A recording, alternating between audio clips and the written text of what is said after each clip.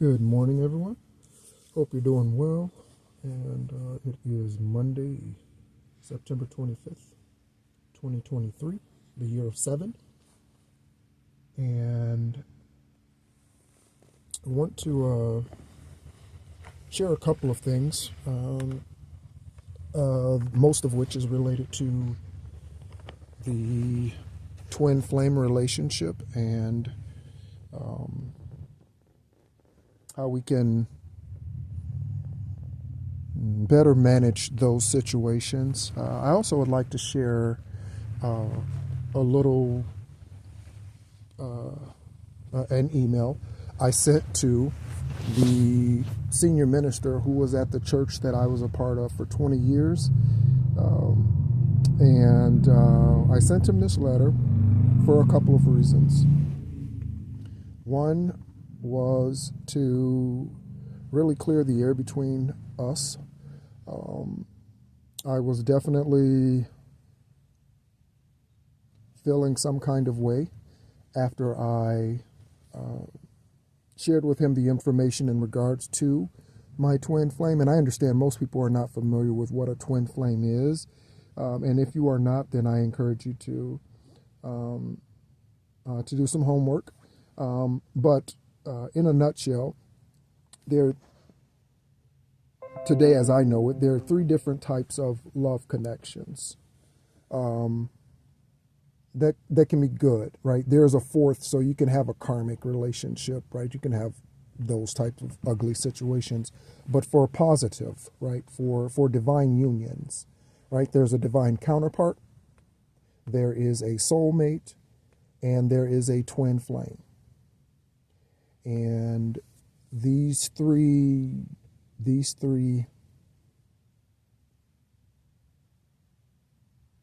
I don't know, love category, companionship categories, I'm not sure what to call those, but or types of relationships. Those relationships differ and are unique unto themselves.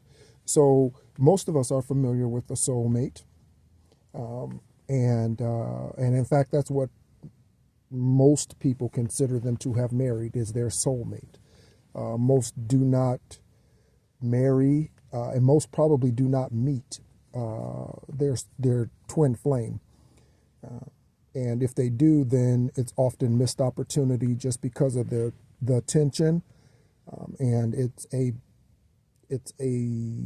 very sensitive balancing act, because in a twin flame situation, what you are looking at is you are looking at someone who is the other half of you. So it's a mirroring effect, as you've heard me mention before. By the way, my name is Nehru, and I am the encourager. I think I failed to say that earlier. And the purpose of this channel is to be an encouragement. I am a light worker, healer, and ascended master. I've healed myself on numerous occasions, not just spiritually, but physically. Kidney transplant, avoided arthroscopic knee surgery while I was in the military, and seizures, to name some three of the more, I guess, I don't know, just to name three. So yes, so I am here on earth to heal man with my unconditional love. And I go about doing that in my daily life, just living. The relationships that I have, people that I meet, some of them work out, and the relationships fulfill their purpose, and I go on my way happily, and they go on their way happily. And other times that's not the case. That's not the case for a number of reasons. Mainly man's will, because we all have a will. And with that will, we can do whatever we want to do, regardless of the guidance that we're receiving. Okay? So the father can say, thou shalt not kill, but the man walking down the street who looks across the way, or the woman, it doesn't matter, because there are many of Eileen Warnesses out there, for those of you who are familiar with serial murderers. Eileen Warnos was is probably the best known, in America anyway, the best known female serial killer. She was based in Daytona Beach, which is the area that I recently relocated from. I abruptly relocated last month, gave away everything in the house, and relocated to Arizona as a new beginning, fresh start in the direction that divine source had given me. And so here I am, enjoying life in desert country. And so, yes, so I want to share this letter real quick before I forget, because I will get to sharing other things and then forget that I wanted to do that. So again, this letter is to, and his name is Steve. So this letter is addressed to him, and that place is the Rock of Central Florida, and it is based in Sanford, Florida. Okay. So again, this letter is to him, and it is simply to clear things up, and one, to repent to him for the anger because he failed to believe the truth that I was saying to him. So don't get angry. There's a lesson. There's no need to get angry. You release the truth. You speak the truth. And if you know it's the truth, carry on, as the military says, right? There's no need to try to convince someone. And I've already known that. But there's no need to convince someone. I share my story, and if it encourages you, then wonderful and awesome. If it doesn't, then that's okay as well. You know, it's like you're just exchanging information, and you share your experiences, I share mine, and if you can use anything of it, great. If not, then great. And so, but he did not believe when I told him, and I think I sent the email, and I actually copied my twin flame on it as well. Not this one, but the original email that was exposing all of the spell work, witchcraft, smear campaigns, stalking. When I shared all of that, she's bisexual relationship that she is in or was in. I'm not sure what the status of all of that is today, because again, that's not my focus. My focus is to heal my shadow, which is what the divine masculine in a relationship, in a twin flame relationship, often represents. The divine feminine represents the nurturing, consoling, loving part, the emotional aspect of a relationship.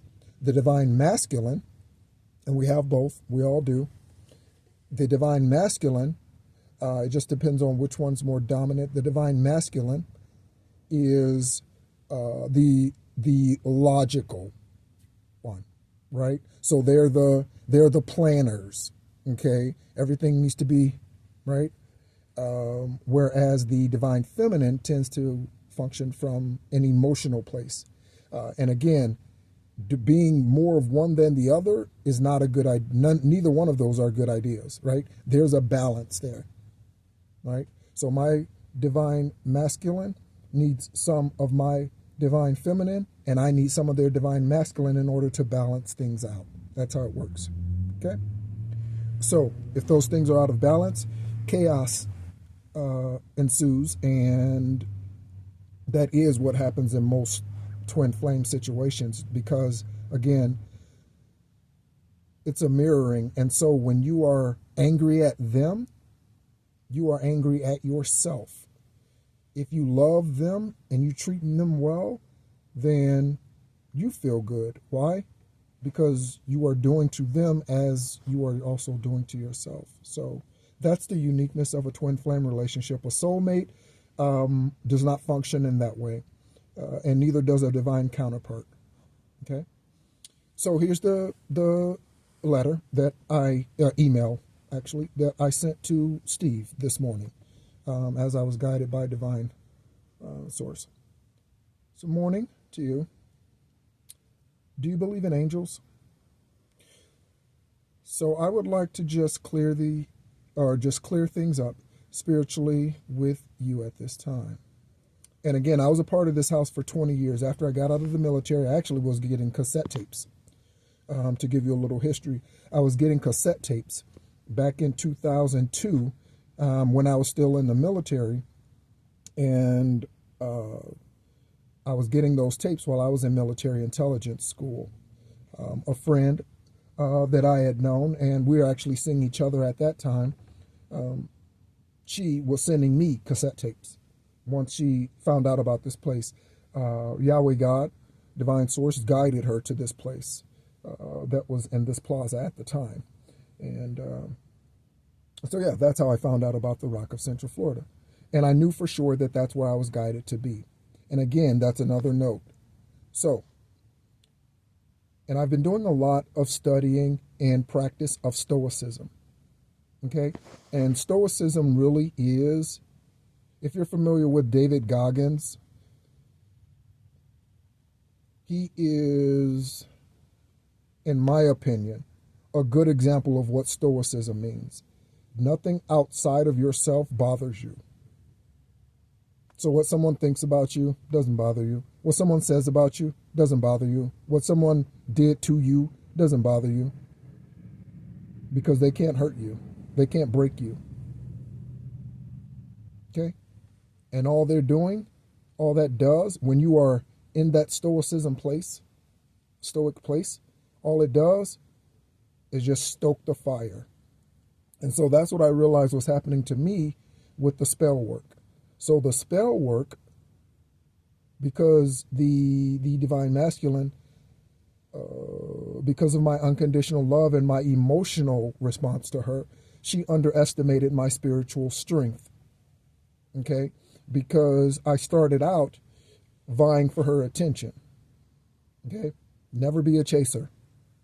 Rule number, I don't know how many, 3, 2, whatever. Never be a chaser. Never, never, never. And in fact, that's in general, but in a twin flame situation, it's worse. Because again, you are dealing with the other part of you. So if you're chasing you, that's repelling. Right? It's like magnets of the same charge. Okay? So you have to not chase, which I did learn. So you have to not chase and allow whatever natural, spiritual, and I do mean to use those words together, whatever instinctive spiritual processes are to take place, allow those things to take place. Do not chase them. And also do not run. Look at it as a I don't care situation. It doesn't matter. What are they doing? I don't care. It doesn't matter. Why? Because it doesn't change me, whatever they're doing. Why? Because I'm functioning stoically. Right? So if you are a divine feminine listening to this, then know that your focus on your divine masculine is not going to unlock the door for you and your divine, your twin flame to come together. What's going to do it is you healing yourself and doing your shadow work. It has nothing to do with them, divine feminine. It has nothing to do with them. Do they have things to do? Yes. But as you heal yourself, they get healed. Does that make sense? Again, they're the other half of you. Okay? So it's like this. If I want my body, let's say if an immune issue, which I did have. I had a rare autoimmune virus that attacked my kidneys, which is the reason why my kidneys failed. And that transplant was done on 7/7/17. So my life's been marked by miraculous things. And so if you want to do that, then you have to work on your light and your dark, or your light and your shadow sides. Okay? If you are unfamiliar with shadow sides and dark night of the soul, I would encourage you to do some research, look into Carl Jung and some others. that have done extensive work on the dark night of the soul and what that means and that process and what it's for and what a spiritual awakening is. Divine masculines and divine feminines, because divine masculine has to wake up, but they wake up by the divine feminine doing the work, because it's not about the divine masculine. And in fact, in their life, it's not about us. It's about them. They're doing their work, so they should also not be focused on us during this healing process. Okay? And so, the letter. I've relocated to Arizona after being stalked by people. Oops, my computer just timed out. By people. I mentioned her name, but I won't say her name here. People she and her transvestite lover were sending by the house. Steve, you do not have to believe me, but after 20 faithful years to you and those people, I was severely disappointed in your reply when I brought these things to your attention.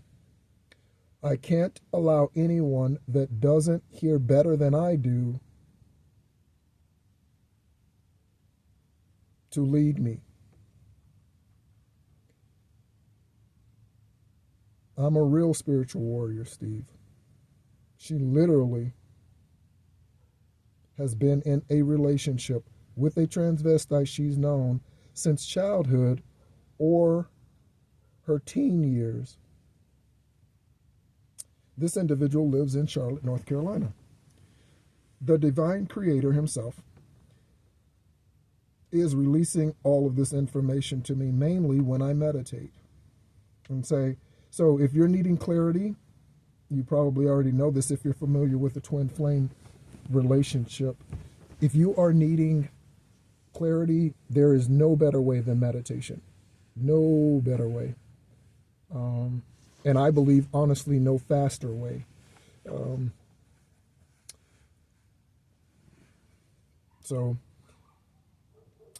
I mentioned to him that I meditate several times a day. Steve, Yahweh is not lying, nor am I delusional. The events I originally brought to your attention are facts. I was very angry at you for months for not believing a faithful son. I ask that you forgive me for that hate I was garnering towards you. I'm sorry. I've learned that my healing power is my unconditional love. She was only after money and sex. She has a sex addiction. Her transvestite lover has recently lied to her about being pregnant in order to get her to stay. But she fell in love with me, which she was not expecting, because again, she was just about money and sex. The spell work that the trans was doing to keep the divine masculine with them and kill my business, because I had while in Florida over the last 13 years, I had 2 small accounting tax practices. So that's the business that I'm speaking of. When we met, it was a 6-figure business. By the time I left in August last month, I had 0 clients and 0 revenue through those businesses because of all of their garbage that they were doing.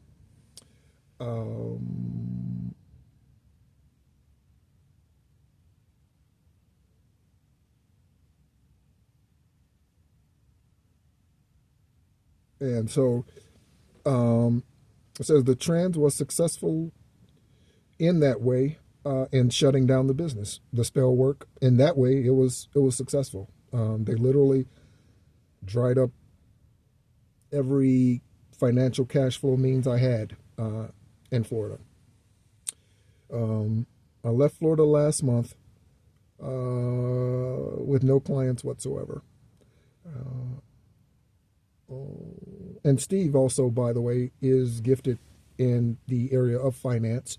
And so him and I would often have conversations about those things, taxes, accounting, finances, and things like that whenever we would meet. When Roxanne and I met, I had grown Debits and Credits, which was the original company, to more than $100,000 in just a year after my transplant. And so let me get to the other part of the letter.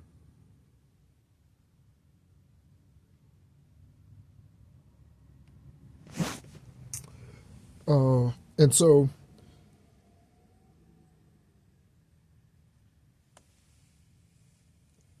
have you ever known, now I'm asking Steve this, have you ever known me to knowingly lie or deceive you? The situation with Marcia, who was someone I dated, that was a lady I was dating when I originally, not originally, when I started going to the Rock of Central Florida. She's the woman who the father directed to the Rock of Central Florida. And that's how, through her, I started getting the cassette tapes while still in the military. Okay, so Marcia, when she went there, when she first started going there, I had not been there physically, but she was telling the people there that we were married, that we were Mr. and Mrs. Thomas, and we were not. And once I ETS'd or exited the military, and I got to the Rock and I realized this, then without even consulting with Marcia, I went to Steve and I said, Steve, I said, I believe the house is being deceived. I said, we are not married. I said, she started that. I said, and I realized that people were calling us Mr. and Mrs. Thomas, but we're not married, right? So I remind him, okay, that I brought that to his attention. And Marcia, who passed in 2021, and I do love and miss her, we were not married. She was married to someone else for more than a decade, but we remain extremely close, good friends. So I just mentioned that to him, okay? And she got mad because I did not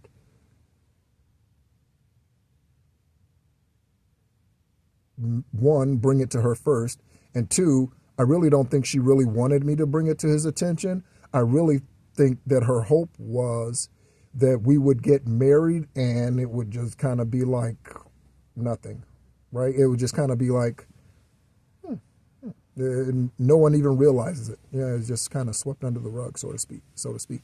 So, but that's not my heart. I'm an honest person. I really am.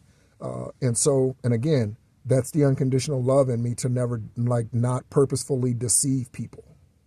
Okay. And so I go over that with him. My heart is as pure a heart as there ever has been. You once asked me if people are drawn to me, and I said no at the time. But the truth of the matter is they are, and they are drawn to me, and they're drawn to my light, just like they are to you who are listening. They're drawn to your light. And those who are drawn to your darkness are are also dark. It makes sense, right? But if people come to you for advice,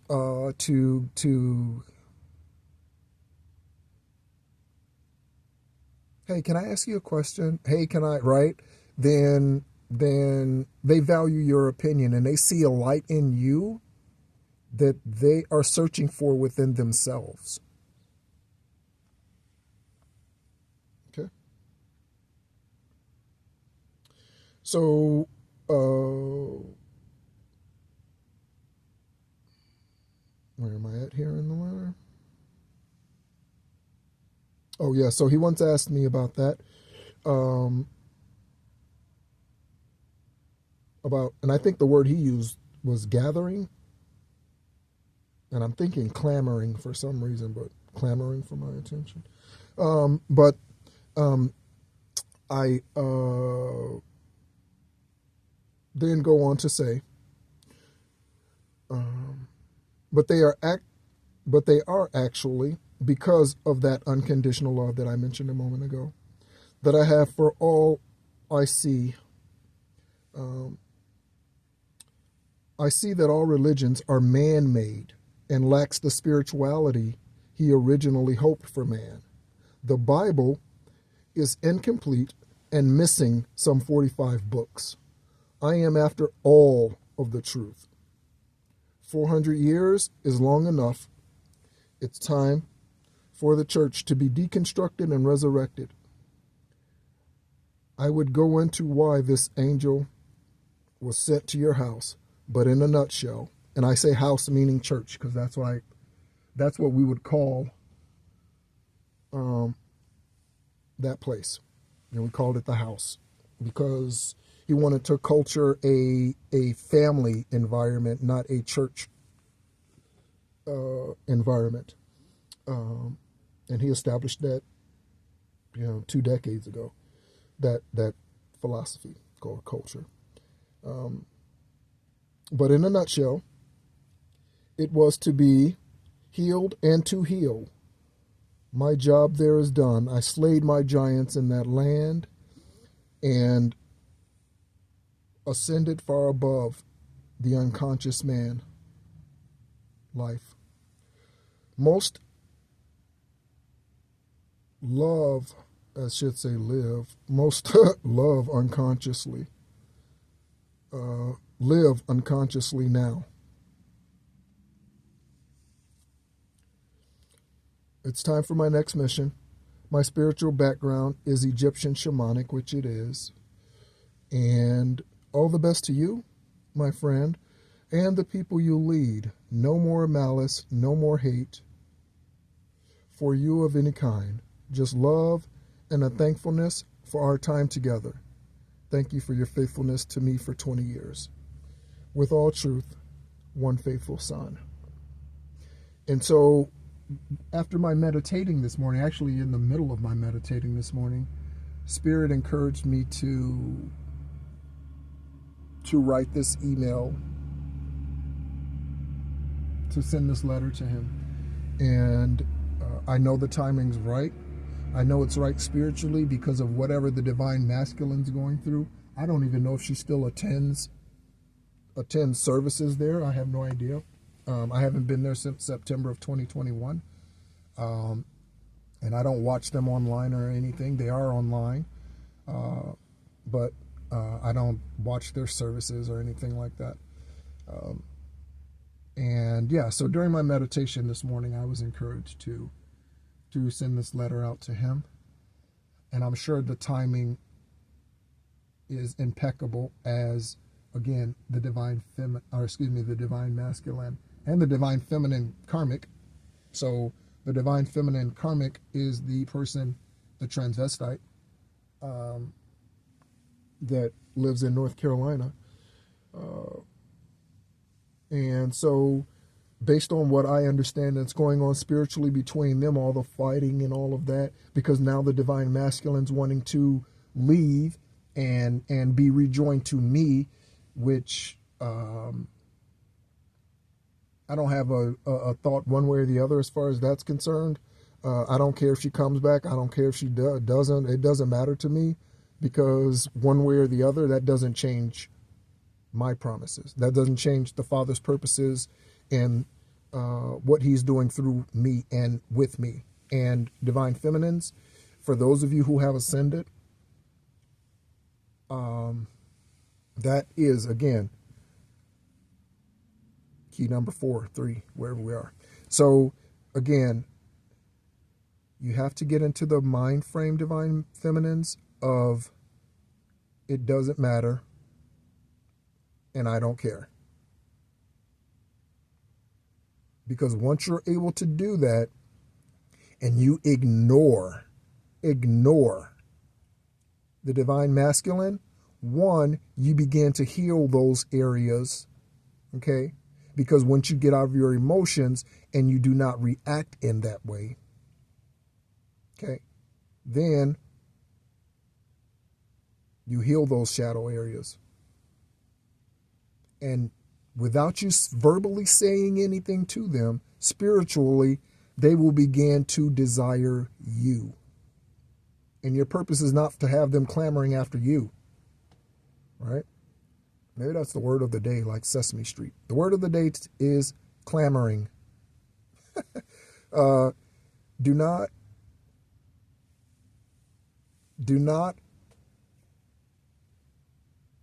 think that your constant reaching out to them is helping. It is not. Leave them alone.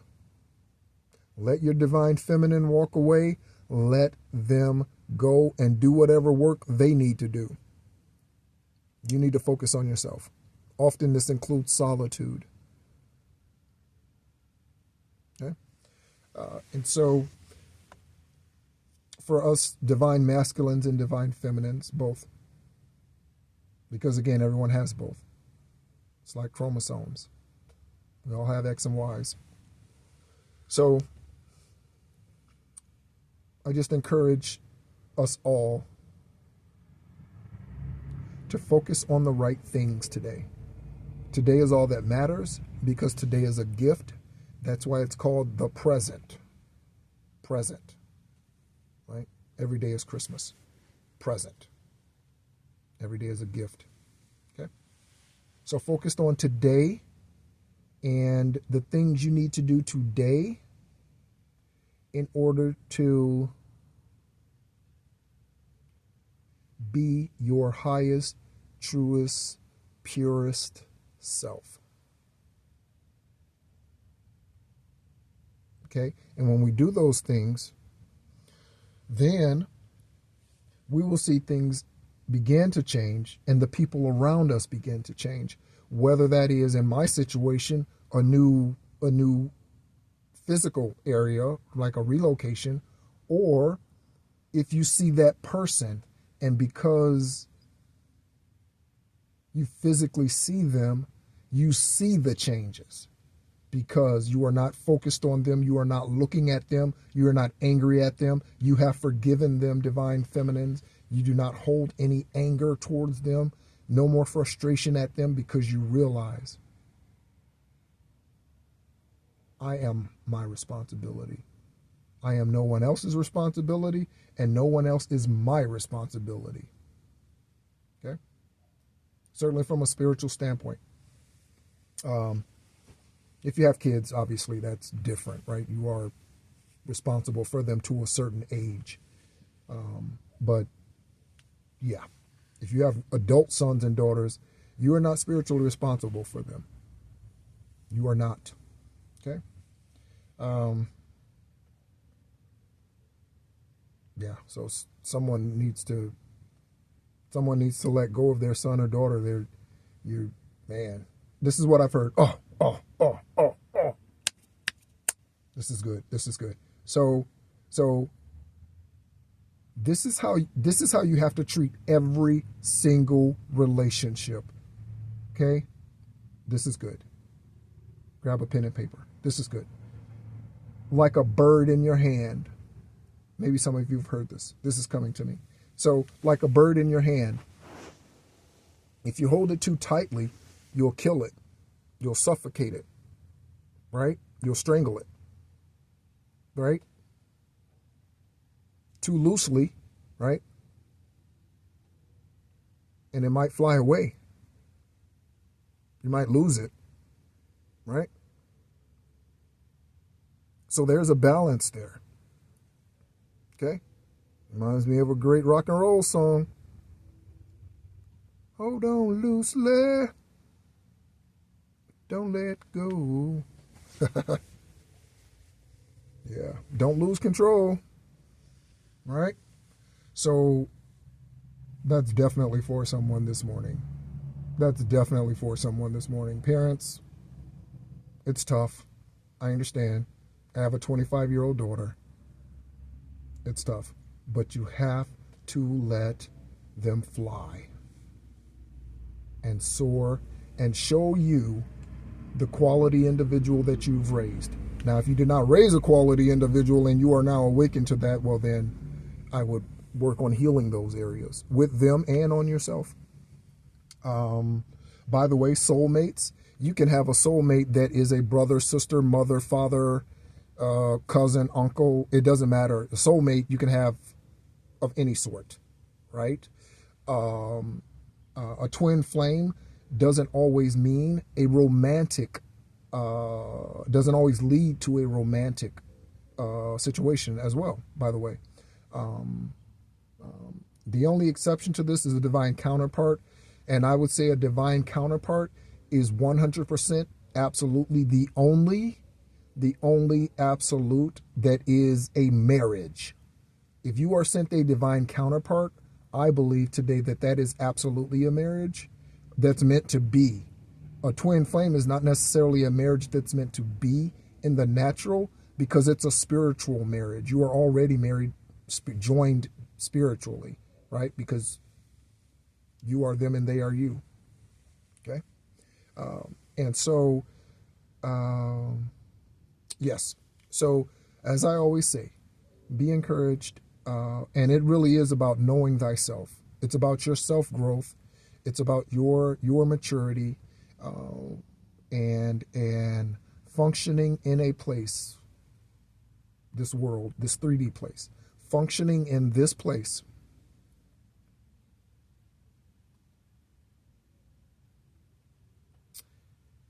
without the hindrances that come with it, right? That deter us from our righteous path, our rightful path. Okay?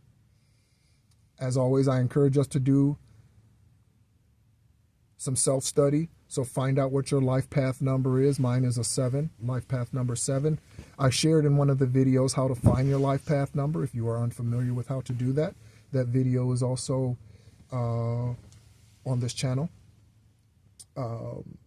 If you are curious about my background and that, I've also shared some of that. There is a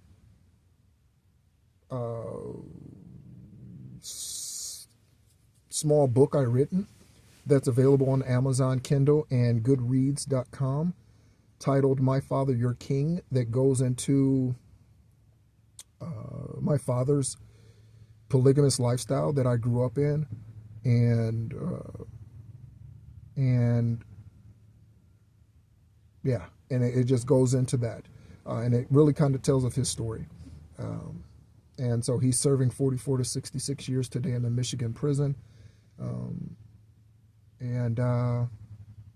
Yeah, so despite whatever challenges you've gone through, I hope that I am encouragement to you today that growth beyond those situations is absolutely possible. It is absolutely possible. You can ascend beyond the 3D circumstances that you find yourself in, or what you were birthed into, or what happened to you during your childhood, or what happened to you during your teenage years, what happened to you as an adult. You can ascend beyond those things and become, again, the purest, highest, truest version of yourself possible. Most people fall way short. All right, most people are functioning at less than 10% of who they. I was thinking 50 and I said 10. Wow. I was thinking 50% and I said 10%. So, most people are functioning at less than 10% of who they spiritually are, because they are functioning unconsciously in this world and not consciously. Okay? So, again, my name's Nehru. Feel free to comment or ask questions if you're needing clarification on anything. Thank you so much for tuning in, and as always, be encouraged. Thanks so much.